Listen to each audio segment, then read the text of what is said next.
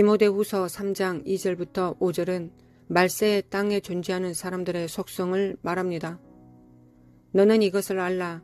말세에 고통하는 때가 이르러 사람들이 자기를 사랑하며 돈을 사랑하며 자랑하며 교만하며 비방하며 부모를 거역하며 감사하지 아니하며 거룩하지 아니하며 무정하며 온통함을 풀지 아니하며 모함하며 절제하지 못하며 사나우며 선한 것을 좋아하지 아니하며 배신하며 조급하며 자만하며 쾌락을 사랑하기를 하나님 사랑하는 것보다 더하며 경건의 모양은 있으나 경건의 능력은 부인하니 이 같은 자들에게서 내가 돌아서라.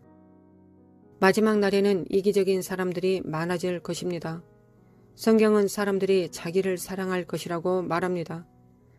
그들이 생각하는 모든 것은 남이 아닌 자기 자신뿐입니다. 남편이 이기적이고 아내가 이기적이라는 것을 알게 될 것입니다. 그들은 서로에 대해 신경 쓰지 않습니다. 도대체 어떻게 어머니가 아버지가 이기적일 수 있습니까? 이기심이 넘칠 것입니다. 이기심은 이 세상의 대부분의 문제들의 근원입니다.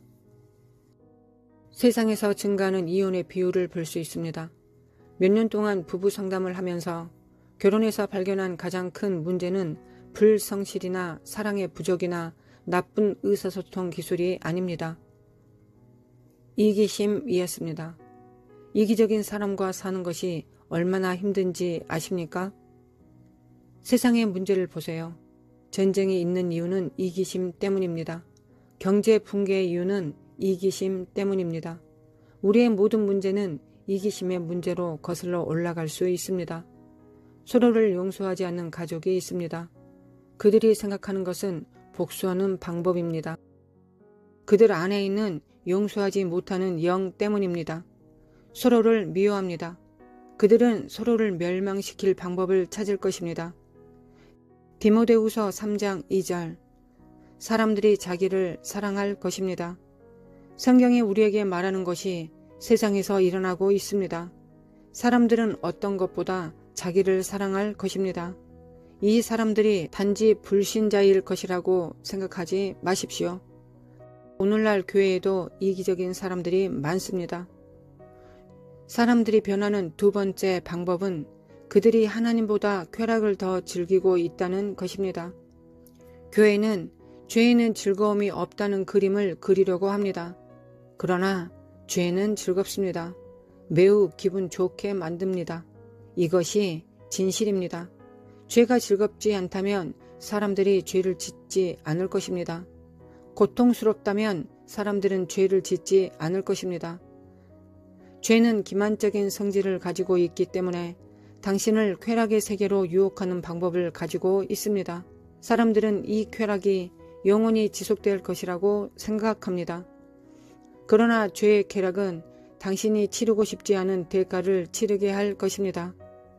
디모데후서 3장 4절 배신하며 조급하며 자만하며 쾌락을 사랑하기를 하나님 사랑하는 것보다 더하며 세상은 하나님을 사랑하는 것보다 음행을 더 사랑합니다. 세상은 하나님을 사랑하는 것보다 죄를 더 사랑할 것입니다. 세상은 하나님을 사랑하는 것보다 인터넷을 더 사랑할 것입니다. 스포츠를 더 사랑할 것입니다. 스포츠 경기를 보기 위해 교회를 빠지거나 기도 모임을 빠질 것입니다. 이 사람들은 하나님을 사랑하지 않기 때문에 하나님과 관련된 모든 것에 참여하지 않을 것입니다. 다른 것을 생각하기 전에 먼저 그들의 이기적인 욕망을 충족시킵니다. 유행을 발견하면 그것의 일부가 되고 싶어 합니다. 이 사람들은 이런 것들을 얻기 위해 어떤 일을 겪어야 하는지 상관하지 않습니다. 만약 당신이 이와 같다면 당신의 마음속에 하나님 위에 다른 것을 두었다는 증거입니다. 하나님의 사랑이 당신 안에 있지 않을 것입니다. 요한일서 2장 15절 이 세상이나 세상에 있는 것들을 사랑하지 말라. 누구든지 세상을 사랑하면 아버지의 사랑이 그 안에 있지 아니하니. 하나님을 사랑하는 것보다 쾌락을 더 사랑합니까? 하나님을 사랑합니까? 그의 계명을 따름으로써 그것을 증명하십시오. 요한복음 14장 15절. 너희가 나를 사랑하면 나의 계명을 지키리라. 세 번째는 경건의 모양은 있지만 경건의 능력을 부인하는 것입니다. 불행히도 많은 그리스도인들은 이 범주에 빠지고 있습니다. 정가된 의라는 특정 이론을 받아들이면서 그의 삶에서 경건하고 거룩한 성품의 열매를 맺는 살아계신 그리스도의 능력을 거부합니다. 경건의 모양이 있고 겉으로는 종교를 드러내는 자들입니다. 겉으로 그들은 그리스도인처럼 걷고 말하고 그리스도인처럼 보이지만 실제로 그리스도인처럼 살지 않습니다. 닫힌 문 뒤에서 그들은 죄의 삶을 삽니다. 그들은 죄를 탐닉합니다. 자신을 경건한 것처럼 나타내지만 그것은 모두 보여주기 위한 것입니다. 하나님에 대해 말하면서 죄 가운데 삽니다. 그들은 그 합의에 만족합니다. 겉으로는 거룩하게 보입니다. 죄와 사랑에 빠지지 마십시오. 그것에 익숙해하지 마십시오. 그것을 받아들이지 마십시오. 당신 안에는 성령님이 계십니다. 하나님의 이름을 부르고 성령님을 의지하십시오. 거룩함을 쫓는 것은 일주일에 하루 교회에 나가는 것이 아닙니다. 당신 안에 계신 성령님과 동행하는 것입니다. 바울이 말씀 마지막에 이 같은 자들에게서 내가 돌아서라고 기록하였습니다. 당신은 이 사람들로부터 도망쳐야 합니다. 주일 예배에 참석하지만 그 참석함으로 자기의 구원을 이루었다고 착각하는 사람들입니다. 그들을 분별해야 하고 결코 그들 중 일부가 되지 마십시오. 이 사람들은 적 그리스도의 영에 사로잡혀 있고 그 영이 그들 속에서 역사하여 하나님을 대적하고 있습니다. 그들은 하지 말아야 하는 일들을 하고 있습니다.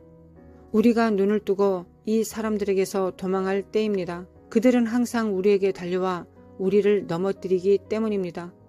우리는 지금 위험한 때를 살고 있습니다. 우리는 예수님을 붙잡고 놓지 말아야 합니다. 잠언 8장 17절.